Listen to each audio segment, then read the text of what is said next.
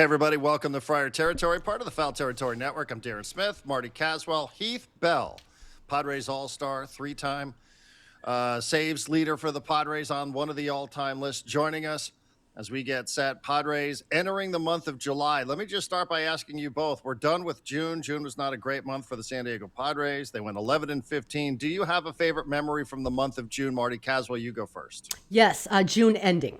That would be June my ending. yes. Rodolfo Duran pitching in a blowout loss to the Dodgers, and when that is your standout highlight moment from the month of June, it tells you something has gone seriously wrong.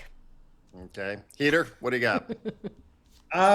Taylor's come up and done really well, and I just love seeing the young guys, people that people don't even think they're even on the map, and they kind of put themselves on the map. So that's probably my best memory, but it's pretty much the whole month of just watching him play, watching him making diving plays out in left field, and just playing hard and playing the best baseball I've seen in a while. Well, Heath, I would ask because, I know different players do and view things differently. But, you as a reliever may be a little bit different. I remember talking to some hitters sometimes, and they always said they had month-long goals, right? Like 20 runs batted in a month for them is sort of a standard. Baseball's this long season where you kind of get lost, series by series, week by week, right? Did you look at, how did you view the sport? Like, did you view it like on a monthly basis? Like, would you know what your record was in May and in June? Like how did you approach just trying to break up where you were on the schedule over 162? I mean, honestly, I think every reliever, definitely speaking about myself, is we were just thinking about one inning, put up an eggshell, put up a zero, one batter at a time. And I think that's why I had success. I've seen other guys, oh man, my ERA this month or last month's better. And I had no clue by month what was my ERA. And it was just because I was going out there trying to help the team win that day. And then when that game was over, win or loss, it was over. The next day, I tried to help them out. What could I do to help that team out that day? Like in college, I didn't do it in the big leagues. We didn't really have a problem. But in college, sometimes our defense lacked. And pitchers, we kind of took it upon ourselves because we only had two coaches that we'd go out there and hit fungos, hit ground balls during batting practice. And just give them as many balls as they could to help them. Or outfield, hey, you want me to hit some outfield? And you always had those guys like, no, I'm fine. You just made 2 errors last night, So, but it's just one of those things that anything I could do to help the club out, I pretty much did. And, I just thought it one pitch at a time, one inning at a time, and one batter at a time. That's all I did. Heath and Darren, we've discussed this on multiple shows as to whether or not the Padres record reflects who they are. Should it be better? Should it be worse? I would like your perspective first, Heath, on what this team is, what you're seeing, if you're surprised by it, or we're actually seeing who this team really is. No, I think the record is definitely what this team is, because there's a lot of potential here, but the potential is not coming out. It's not showing up. I don't know if it's the guys are too lazy-daisical, or if they're all going in a slump at the same time, because we haven't even seen them get out of a slump. If it's the manager, and the reason, Craig, I love you and all as a guy and all that, but as a manager, because look at Philly. Philly had a good manager, took him a couple years prior, but for some reason the guys weren't listening. Donnie Baseball, Don Manley comes in, takes over. They're in second place. They're shooting for first place. So is Craig trying to be too friendly with everybody and too buddy? Because sometimes you got, as a manager, you got to lay the hammer down. You got to. I remember being in clubhouses where the manager kind of chewed us out a little bit, and it was kind of, we needed it. And then we started playing a little bit better. Now it's not always the coaches. We have to go out and play, but sometimes if the players are just into a funk and they're like, yeah, whatever, I'm having a bad season or a bad month. It's okay. Let me just finish out this month, this and that. Really? I mean, we got 3 more games this month. You already gave up. So if guys are already doing that, like hitters, and I know some hitters are just trying to, have a good month or a good week, a good series. It's like sometimes they just say, yeah, June, I'm just having a bad month. We still got 4 games to go. And you just basically gave up on yourself. So you're basically not going to do anything the next 4 games. And you're waiting for the 5th day to actually start trying. Because mentally, baseball is mental. The difference between AAA and the big leagues, it's all mental. It's can you stay positive? Can you, people yell at you, scream at you. Can you still stay in your zone? Can you do this? Can you do that? When things are going bad, can you pull yourself out of it? And you got to have coaches that do that. And if you don't believe in your coaches, it doesn't work. It really doesn't work. I mean, here's an example. Manny took it upon himself to have a different hitting coach than the hitting coaches they had. And look what's happened. It hasn't done well. And we still don't know the hitting coach. So we don't even know if that's a true statement or a lie. But he doesn't even want to go to his own hitting coaches and say, hey, I want to become a better hitter this year. He's going somebody way outside. And, you can say, well, a lot of players do that now. Well, maybe that's why a lot of hitters don't hit well. Well, let me ask you, because the last couple of seasons, it's fair. We're right about the halfway point here. And I could talk about May and June, consecutive months, where the Padres have been under 500. It's been a while since we have seen that. It has been several seasons since we saw that. We did not ever see that under Mike Shildt. As a matter of fact, Mike Shildt only had 2 calendar months where the Padres were under 500. Heath, what I would ask is, one of the characteristics, and they used to joke about it here, and they kind of picked up this unofficial nickname, that it was second half Shildt, right? Like second half, this team would turn it around. You're talking about Craig Stammen, and I'm nodding along with everything that you're saying here, but a lot of the players are the same. Do you think, is there hope that because these players played better in the second halves of the seasons in 2025 and in 2024 under Mike Shildt, that they can do it again? Or do you really credit the manager, the whole second half Shildt thing? Do you think that was real? That's something that is gone now that Mike Shilt's no longer the manager? Or do you think that the players who had to go out there and perform under Mike Shildt over the last couple of seasons are capable of being much better in the second half on their own? Well, let's take it. Has Manny always been a second half player in his career? No. Has Bogarts? No. Jackson Merrill's the only one that's kind of young. He had some injuries last year, but the first year he came up, he wasn't a second half player. I actually played with Juan Cruz Jr., I think his name was. He was an outfielder. We had him in San Diego. I think it was in 07 or 08. He was our left fielder. And he was a first half player, and his second half was really bad. And I didn't know this, but they released him after basically like a month into the second half. And then everybody was telling me that, and I looked him up, and yeah, he did really well the first half, and the second half he did horrible. And I forget who we brought up, a young guy or something. But I don't think we were a very good team, so we could probably do that. We weren't in a race.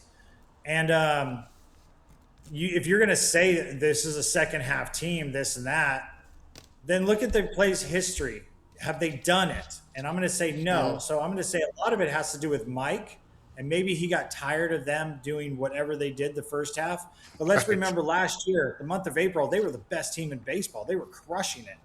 And they kind of had some months that fell off. And that's why we're in the same record. This year, we have a good series and then a bad home series and then a good road series and then a bad and then a bad and then a bad. And it's like what I see balls that sometimes guys hit in the hole between third base and shortstop. And I'm watching on TV. I'm not going to a lot of the games. I don't even see the runner in the TV screen because he's not running hard. Yeah. And for me, hustle doesn't have a slump. You choose either to hustle, and I'm not saying try to sprint out every single ball, but I'm saying run 95%. You can run 95% just in case somebody boots the ball. And we've seen that a lot in Major League Baseball this year. And I'm not just saying it's the Padres issue. It's a lot. It's the culture. And I just think that's how guys play now. So it's like either I'm having a good year or a good month or a bad month, and they're just okay with it. And a lot of it has to do with maybe these guys got big contracts and they just kind of stunk ever since then. So I just don't know. Or they're just like, well, this is a bad year. Don't worry, I have 6 more years, and I'll be better the other years. We can put a lot of blame on individual performances, but I think the thing that kind of gets me from this year, and I know Darren and I have talked about this before, is they're playing a sloppy brand of baseball. They are. They're making mistakes that they normally base running, everything. It's just everything. It's sloppy, and that is what that part I think I would put on the coaching staff, because that's something that you work on in spring training throughout the season. I'm not saying they don't work on them, but there's a breakdown somewhere, because the Padres they're killing themselves. I mean, a lot of self-inflicted wounds. I'll give you this. in spring training, we used to get yelled at if we couldn't cover first and catch the ball and touch the base at the same time, basically without looking, without running to first and know how many steps it was. Run, like be there. There's no reason a pitcher should not be there to first base. Then running, pick up your coaches. There's no reason for that unless you're not listening. And we used to get yelled at in spring training and drilled into us. This is how I want it to do, especially on the pick plays and doing this drill and that drill. Now, I don't think they do that. One, I don't think the coaches get mad at them, especially first year manager, you don't really want to, burn bridges right off the bat. But also everybody has, their cheat card. They pull their card out. Oh, I got to move over here. I got to move over here. And then here's another aspect that I was wondering that I told somebody else when I was on another podcast. Sorry, guys, I was on another one. Whoa. Oh, no. Cheating on us. The pitchers and catchers talk, right? Yes. And it came up to me about a couple weeks ago. There was times that like Nick Hundley or Josh Bard was catching for me and I wanted to throw fastball and they turned down, say curveball. And I was like, no. And he's there like curveball. And I'd be like, no. And they're like curveball. And then I'm like, okay, I see. So it kind of is like a little argument, a little talk between each other. It's like, this is what you should throw. Or with the pitch thing, whoever's calling it, the other one just says, okay, here you go. There's no back and forth. There's no talking back and forth. The catcher, if the pitcher's calling it, the catcher's not going this, or if the catcher's calling it, maybe it's like curveball. I just don't have a good feel for my curveball today. I don't want to throw it. No, I got to throw the curveball. I can't shake them off and go to a fastball. Nobody does that anymore. So I feel like maybe that's not working. So basically, forgive me for saying it, but the numbers guys, maybe they're not doing a good job. We maybe have to blame those guys too, especially for the pitching. Yes, pitcher has executed, but it's also a feel. Mike Tyson used to say you had a plan until you got punched. And then that plan went out the window and then you got to figure it out. Well, that's the same way with pitching. You have a plan until you got somebody on second or you give up a home run. Then you got guys on. I got to change the plan. Yeah, I mean, I think we're just getting to an era now where a lot of this stuff is going to be coming from the dugout, whether it's the approach at the plate, the approach for pitchers as well.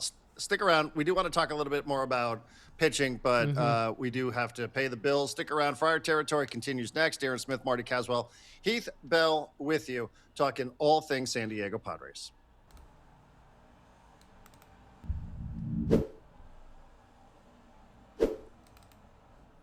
All right, well, let's look ahead to what the schedule looks like at Petco Park in July, because we know how it ended in June. I'm looking ahead, Marty, and I can see that the Arizona Diamondbacks, it's a pretty significant series. The Toronto Blue Jays, the defending American League champs, they are coming to town at the end of the month. The Colorado Rockies, nothing too exciting there, but maybe you can find a good deal on tickets. If you want to go to these games, if you want to go to a sporting event, you want to go to the World Cup, literally I have SeatGeek open right here. SeatGeek is for you. It is MLB's official ticket marketplace. Tickets fully guaranteed, instantly fulfill right there, put into your account as soon as you sign up. So we do want to give SeatGeek a huge shout out. 35 million downloads. SeatGeek is the #1 rated ticketing app.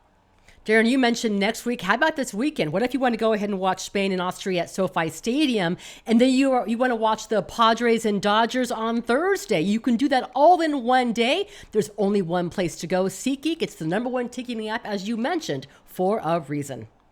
70,000 events listed on SeatGeek. Concerts, sports, festivals, so much. Of course, we have a code for you guys. If you put in Territory 10, you can see it right there. Territory 10, 10% off your next set of MLB tickets at SeatGeek. The link right there in the description. Download the app. You're going to have this code automatically added to your account. Thank you, SeatGeek.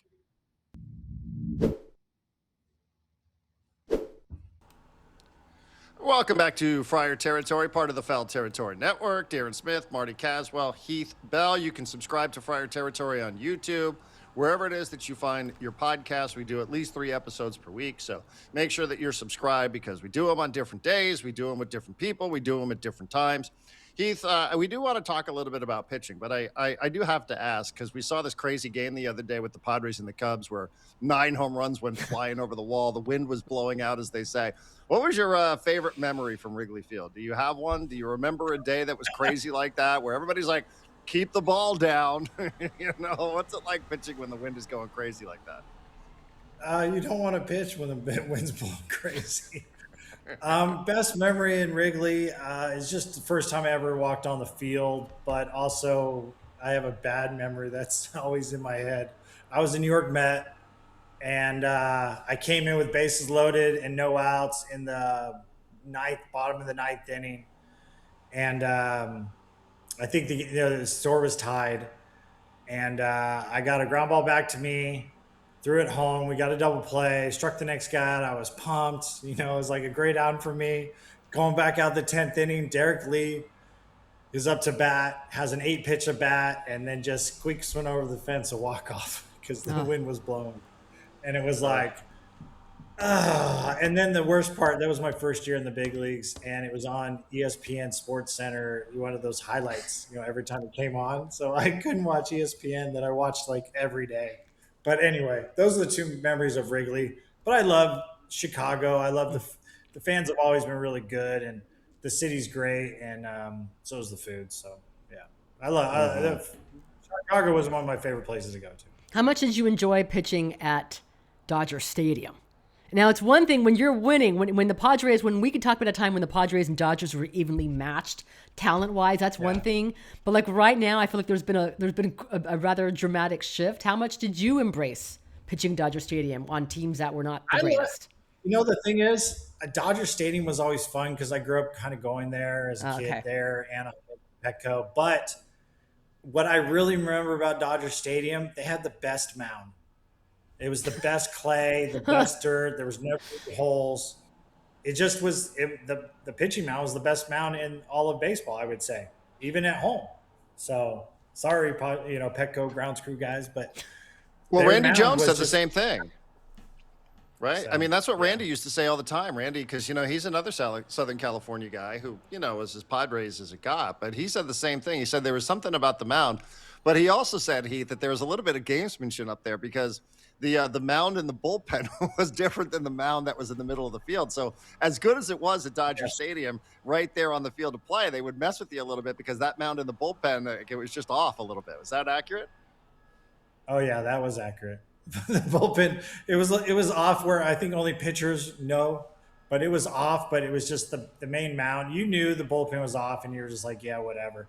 But you knew you were going into, they said you're going to sleep at this house, and then you're really going to Beverly Hills, on the main field. That was really nice out there. So, but, it wasn't bad in the bullpen, but I think the dimensions are not the same. But it was, that's what it is. That's a lot of teams do that. It's not a big thing. I think they do it just enough as pitchers realize it. I think of a position player, like if Adrian Gonzalez threw some of the bullpen on the mound, he probably wouldn't know a difference. But, right. I knew it's so. Can I just, I know I wasn't planning on asking this, but it just reminds me when we're talking about some of the things that like the average person, like I would not notice or Marty might not notice, but a Heath Bell would definitely notice or Randy Jones, et cetera. Heath, there's a story in The Athletic today, and I don't know that you have or haven't read it, but I'll just read baseballs are flying far at a time when the manufacturing error has left many of them with some discoloration. Major League Baseball doesn't believe one has anything to do with the other. MLB on Tuesday acknowledged that game balls are performing differently. The league does not see a connection between the pigment and the ball, whatever, blah, blah, blah. But there's a variance in performance. So there's something going on with the ball. June, the baseball started just flying out of the ballparks. Tarek Skubal's on record saying the balls are doing weird things. I don't know how many people are paying attention. The balls are flying right now. Go look at the numbers, and people have looked at the numbers. Were you that attuned to a baseball? Like Tony Gwynn always knew if a baseball bat was like an ounce off, he could tell the difference just by picking it up. Guys today, I don't know if they care about this stuff. But could you tell, like, would you look and be like, hey, there's something funky about these baseballs? Like, how specific were you about them? Yeah, I will say just about every pitcher, and myself included, we could close our eyes. You give us a major league ball, an all-star ball, and a AAA ball, and a high school ball, and we could tell you the difference. Be 100% accurate. Because I'll tell you, when you go to the all-star game, those balls are tighter because they want balls to fly and stuff. Right. But you can feel it. And I always say, I didn't read that article, but I did read an article back in 18, I think it was, or 19, when Judge was going for the record, that the balls Judge was hitting were harder than other teams because teams were noticing when the Yankees came in town that the balls were harder. And Major League Baseball wrote something to all the players, you you're going to get suspended if you have any third party to check the balls. What? So, and I wasn't part of the league. Some guys told me about this, and they were in the league, and it was just like, really? So I do think Major League Baseball wants more runs and stuff. So secretly, I think they're making the manufacturers, hey, this, all you got to do is you could squeeze a baseball. And I guarantee if I squeeze a baseball from the balls that I have, because I still have balls from my day, and a brand new ball, and you could tell a difference. If you really squeezed it, you could feel it. Today, the balls are harder. And We need to put you to the test. We need to go ahead. We need to somehow get you one of today's baseball from a Padres game and go ahead and compare it with yours. We'll do a blind test and see if you can figure it out. So are we giving JP Sears a pass based on the quality of the baseballs? Winds flying out. Right? Poor guy, he had no chance. No, because you still got to make pitches, and he left some pitches up. He wasn't consistently down in the zone. He made some errors, and the thing is, the Cubs are a really good team. They capitalized on every single error that he threw, and sometimes that doesn't happen. But this is the big leagues. These are the best of the best in the league. It doesn't matter if you're last place or in first place. You're the best of the best of all of baseball, of the whole world. Yeah. And if you don't execute your pitch as a pitcher, 9 times out of 10, that hitter's going to crush the ball. And the Cubs just got the right elevation or launch angle, as you want to call it now, and they hit a lot of home runs, and especially the wind probably helped a little bit. Heath, what do you make of this Padres rotation? We are like a month and change out from the trade deadline, and you can make the argument. No. You can state for a fact the Padres need to add at least 3 starting pitchers. Can they float? Can they tread? Which sounds insane. 3 starting pitchers. Can they tread water with what they have with Craig Stammen talked about having to be creative, with openers and bullpen games and all that. Can they tread water with what they have until the trade deadline? I think they can do really well. I like their starters. The problem with our starters, the Padres starters, is they know they have to be perfect because there's absolutely no offense. So if you have to be perfect, you're trying too hard. You're not just trying to pitch your game, because maybe Sears is a guy that's going to give up 3 runs. Well, you can't give up 3 runs. Okay, I got to put a shutout out. I got to do this. I got to do better than what I'm capable of doing. But if you had hitters and you were scoring 3 or 4 runs a game, then I think the starters would ease up a little bit and pitch a lot better. But when you have no offense whatsoever, I've seen that on teams that I've had. The starters don't do well. And then when you have some offense, you feel like, okay, I can make a mistake. But if you make one mistake right now on the team as a starter, you're done. The game's over. You're going to lose that game. Heath, I was really surprised because we talked a little bit earlier this year about confidence, right? And you're a guy who's talked an awful lot about the Mets not really believing in you and then finding yourself in San Diego. And we related that to Randy Vasquez. And they used an opener for Randy Vasquez, and that really kind of caught me by surprise. I understand if you do it with Griffin Canning. I understand if you do it with some other dudes. But when you're talking about a guy who you're trying to throw your support behind from the beginning of spring training, I don't know how he took that. And, he didn't have a good performance. I grant you that. And I know that he got lit up against the Texas Rangers in that first inning. But I was surprised that you did that they did that to Randy Vasquez. Did you have any thoughts about them doing that to him as opposed to doing it to somebody else? Yeah, the front office is lying to him, and it kind of shows that they don't believe in him. They're just going to say it to say it. But here's the thing. Why did they not have him pitch the first 2 innings? What was their reasoning? The lefties. Well, the lefties, Dodgers, and maybe because of what happened in Texas where he gave up 6. Well, okay, everybody has a bad game. I'm pretty sure Greg Maddux, one of the best pitchers in the game, had a bad game. It's okay. You're going to pitch in 30 to 35 games a year. It's okay to have one bad game. I came over here from the Mets, and Bud Black told me, I pitched in 30. He goes, you pitched in 35 games with the Mets last year. And I said, okay, I didn't know that. You gave up only runs in 5 innings or 5 times out of the 30. And I was like, okay, because I'm not a big stat guy. And he's like, you could double that and be in my bullpen all year. And I literally, my comment was to him, you're going to let me give up runs in 10 games? And he goes, yeah, if you have 60 that you don't, no problem. Oh, wow. But with the Mets, if I gave a run, I was shipped out to AAA. I was like, I had to be perfect or I'm out. That's kind of what I feel here too. You say one guy that, hey, like my son was telling me, Huge Padre fan. You guys should have him on one day. But the thing is, without me, just have him on. But the thing is, he knows everything about AAA and AA. I mean, he reads everything. But I said, why is Randy not? Well, he has a bad first, inning. Okay, so now you're just telling him you can't pitch in the first or the second. Wait a second, didn't he do that the first couple months of the season? Yeah, he did. But it's like just recently, all of a sudden, you can't pitch in the, it's like if you're telling him, don't worry, it's all right, and then you don't let him do it, now you're just reassuring because he's like, no, I'm going to prove to you that I can do it. Guess what? He's not pitching like he normally can. Like he can pitch great, but now if he's trying to pitch like, Paul Schemes or something or whoever, then it's like he's not pitching Randy Vasquez. He's not pitching like Randy does. So you just have to pitch your way, and sometimes you have a bad game, and then you have 4 great games. Just because you have one bad game doesn't mean we have to change you. And apparently the Padres said, yes, we have to change you. Yeah, I thought it was bad. I mean, I think a big part of this, and I remember talking to Heath about this when he was a player, like, how do you respond from this adversity? And we won't know the answer to that because they started messing around with the way that they used him. Like, I wanted to see how he was going to respond from giving up 6 against the Rangers, but we're never going to know because then he had to come into the 3rd inning and the game was all weird and wonky and it didn't accomplish what they were hoping to accomplish. Heath, have a great 4th of July. We appreciate you. Thank you very much as always. And we'll talk again soon. All right. See you guys. Bye, Heath. Heath Bell, everybody. One final segment to go for us. Marty and Darren, Friar Territory continues next. This episode is brought to you by FanDuel. Baseball fans, the MLB season is in full swing, and FanDuel is giving you a chance to call your shot with daily dingers. Joining the action is easy. Just make your free pick on who's hitting a home run in their game, and if you're right, you'll get a profit boost to use on your next bet for a chance at extra winnings.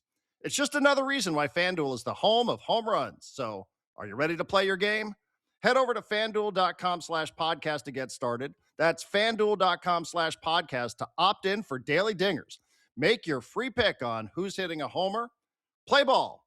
Swing for the fences on FanDuel, an official partner of Major League Baseball.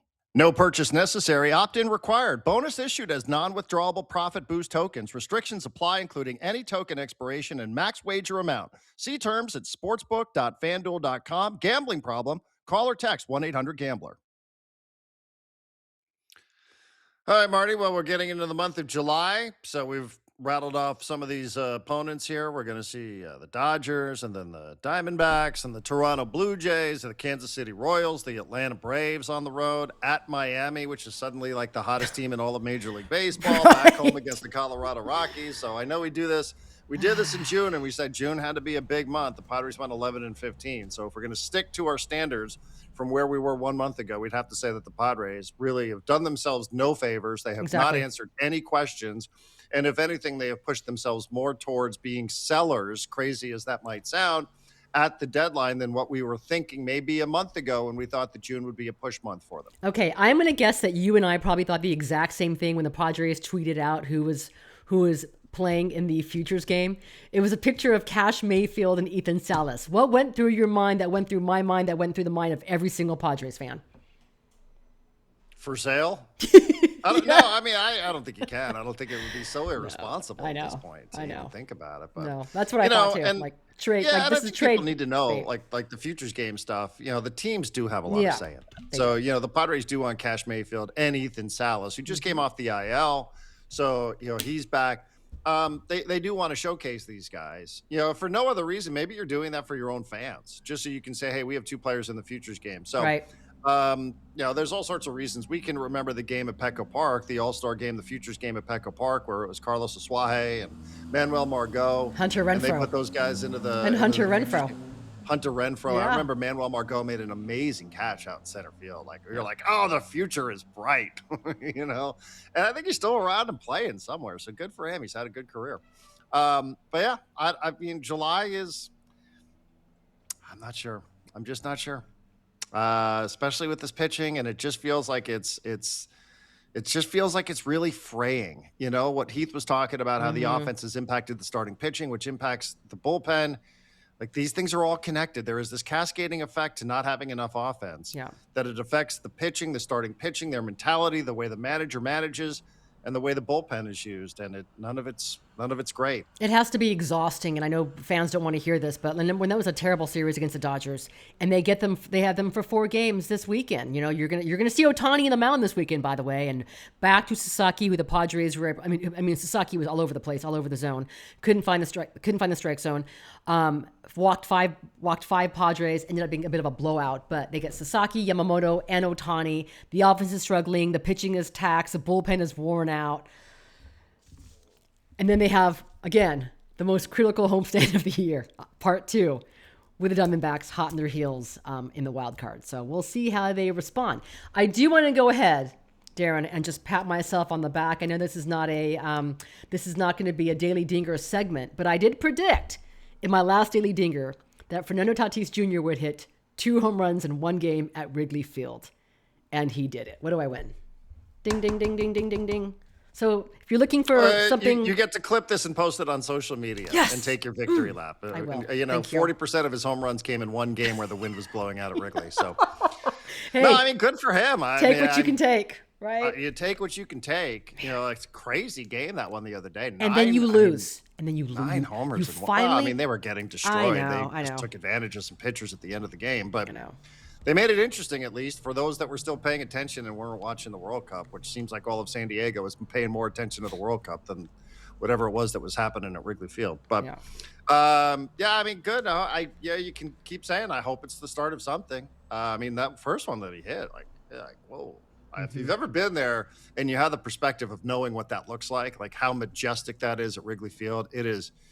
I mean, that's one that you just savor. But unfortunately, Marty, it comes in defeat, and I don't really believe that there's any such thing as meaningless homers. So I won't say that they were meaningless. It just is unfortunate that it came in a game where, of course, the pitching doesn't do its job. It's always one or the other. I know. Right? Pitching holds up, and the offense does squat. Offense does a little something, even trailing big in a game, and of course the pitching can't. It's just the way things are going right now. So we'll see if July can bring something new. The whole second half Schilt thing, we'll find out. Is that part of the DNA of the club that he left behind, or did he take that with him? That's sort of the story here. Certainly over the next month or so, and over the next 3 months in San Diego with the Padres. Thank you again, everybody. FriarTerritoryShop.com. That's where you can find the very latest Friar Territory gear. Subscribe on YouTube, wherever it is that you find your podcast. For Heath Bell, for Marty Caswell, I am Darren Smith. Have a great and safe 4th of July weekend, everybody. We'll talk to you soon. Actually, why am I saying that? I think we have another show to go. Anyway, if this is the last one that you listen to this week, have a great 4th of July.